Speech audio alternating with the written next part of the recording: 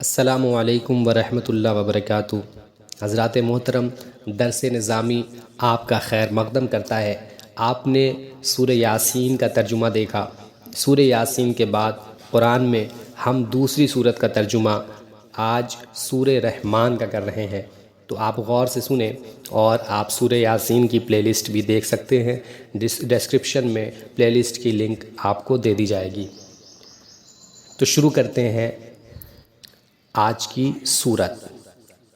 اعوذ باللہ من الشیطان الرجیم، بسم اللہ الرحمن الرحیم۔ سورہ رحمان، تذکرہ کر لیتے ہیں کہ سورہ رحمان کیا ہے۔ سورہ رحمان مکیہ ہے، یعنی مکہ معظمہ میں نازل ہوئی۔ اس میں 3 رکوع، 76 یا 78 آیتیں، 351 کلمے، 1636 حرف ہیں، یعنی 136۔ شان نزول: جب آیت اسجدوا للرحمن نازل ہوئی، کفار مکہ نے کہا رحمان کیا ہے، ہم نہیں جانتے۔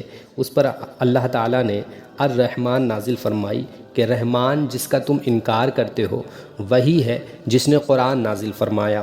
اور ایک قول یہ ہے کہ اہل مکہ نے جب محمد صلی اللہ علیہ وسلم کو کہا کہ کوئی بشر سکھاتا ہے تو یہ آیت نازل ہوئی، اور اللہ تبارک و تعالیٰ نے فرمایا کہ رحمان نے قرآن اپنے حبیب صلی اللہ علیہ وسلم کو سکھایا، کسی بشر نے نہیں سکھایا۔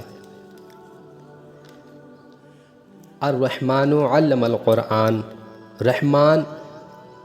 رحمان نے اپنے محبوب کو قرآن سکھایا۔ خلق الانسان، انسانیت کی جان محمد کو پیدا کیا، یعنی انسانیت کی جان کو پیدا کیا، یعنی یہاں سے مراد ہے محمد صلی اللہ علیہ وسلم۔ انسان سے اس آیت میں سید عالم صلی اللہ علیہ وسلم مراد ہیں، اور بیان سے آگے ہے علمہ البیان، ما کانا وما یکون کا بیان انہیں سکھایا۔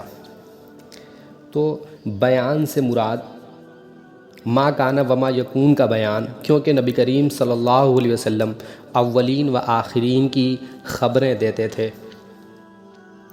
الشمس والقمر بحسبان، سورج اور چاند حساب سے ہیں، کہ تقدیر تعین کے ساتھ اپنے بروج و منازل میں سیر کرتے ہیں، اور اس میں خلق کے لیے منافع ہے۔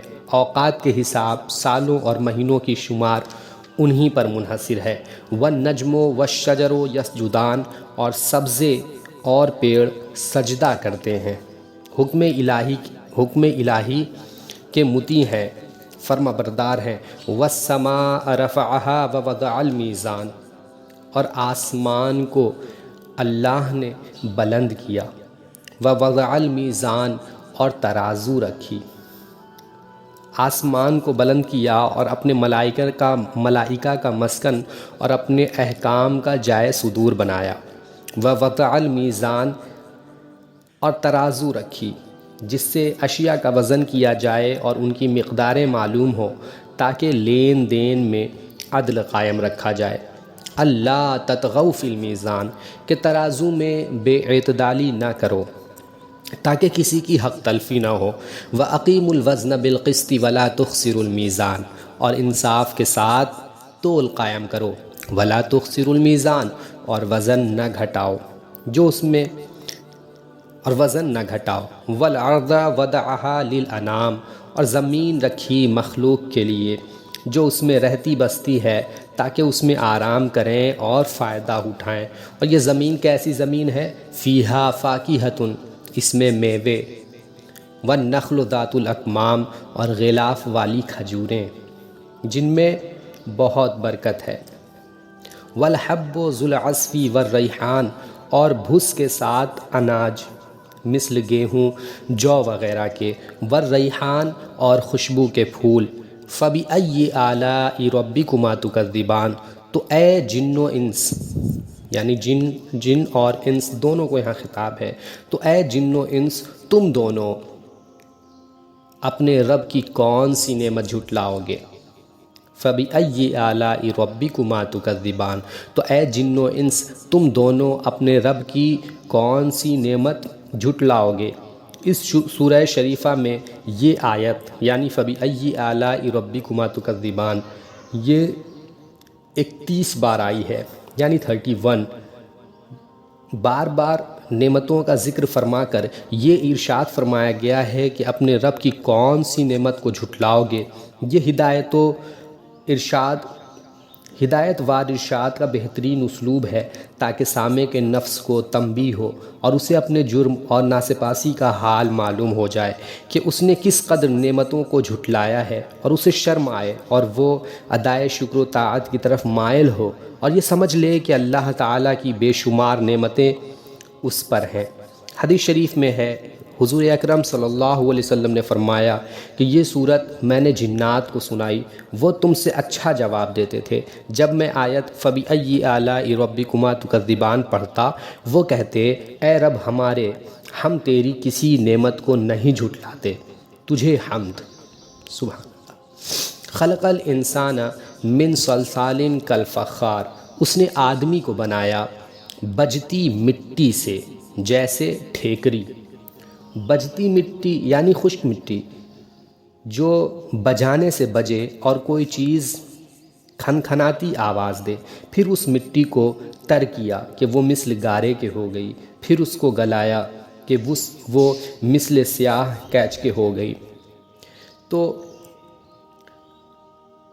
وَخَلَقَ الْجَانَّ مِن مَّارِجٍ مِّن نَّارٍ خَلَقَ الْإِنسَانَ مِن صَلْصَالٍ كَالْفَخَّارِ، اس نے آدمی کو بنایا بجتی مٹی سے جیسے ٹھیکری۔ وَخَلَقَ الْجَانَّ مِن مَّارِجٍ مِّن نَّارٍ، اور جن کو پیدا فرمایا آگ کے لوکے سے، یعنی لپٹ سے، آگ کی لپٹ سے، یعنی خالص بے دھوئیں والے شعلہ سے۔ فَبِأَيِّ آلَاءِ رَبِّكُمَا تُكَذِّبَانِ، تو تم دونوں اپنے رب کی کون سی نعمت جھٹلاؤ گے؟ رب المشرقین و رب المغربین، دونوں پورب کا رب، دونوں پشچم کا رب، و رب المغربین، اور دونوں پشچم کا رب۔ دونوں پورب اور دونوں پشچم سے مراد آفتاب کے طلوع ہونے کے دونوں مقام ہیں، گرمی کے بھی اور جاڑے کے بھی، اسی طرح غروب ہونے کے بھی دونوں مقام ہیں۔ فَبِأَيِّ آلَاءِ رَبِّكُمَا تُكَذِّبَانِ، تو تم دونوں اپنے رب کی کون سی نعمت جھٹلاؤ گے؟ مرج البحرین یلتقیان، اس نے دو سمندر بنائے کہ دیکھنے میں معلوم ہو ملے ہوئے۔ مرج البحرین یلتقیان، یلتقیان ایسا معلوم ہوتا ہے کہ دونوں ملے ہوئے ہیں۔ بینہما برزخ لا یبغیان، اور ہے ان میں روک، اللہ تعالیٰ کی قدرت سے ان میں روک ہے، لا یبغیان، کہ ایک دوسرے پر بڑھ نہیں سکتا۔ کیا شان ہے اللہ کی! ہر ایک اپنی حد پر رہتا ہے اور کسی کا ذائقہ تبدیل نہیں ہوتا، جو میٹھا ہے اس کا ذائقہ میٹھا ہی ہوتا ہے۔ واہ سبحان اللہ۔ بینہما برزخ لا یبغیان، اور ہے ان میں روک کہ ایک دوسرے پر بڑھ نہیں سکتا۔ فَبِأَيِّ آلَاءِ رَبِّكُمَا تُكَذِّبَانِ، تو اے جن و انسان تم اپنے رب کی کون سی نعمت جھٹلاؤ گے؟ یخرج منہما اللؤلؤ والمرجان، ان میں سے موتی اور مونگا نکلتا ہے۔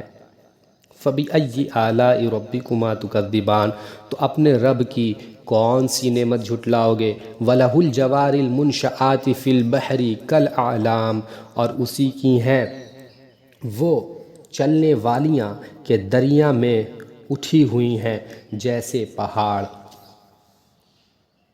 جن چیزوں سے وہ کشتیاں بنائی گئیں وہ بھی اللہ تعالیٰ نے پیدا کیں، اور ان کو ترکیب دینے اور کشتی بنانے کے لیے عقل کا استعمال، عقل بھی اللہ تعالیٰ نے پیدا کی، اور دریاؤں میں ان کشتیوں کا چلنا اور تیرنا، یہ سب کچھ اللہ تعالیٰ کی قدرت سے ہے۔ سبحان اللہ۔ فَبِأَيِّ آلَاءِ رَبِّكُمَا تُكَذِّبَانِ، تو اپنے رب کی کون سی نعمت جھٹلاؤ گے؟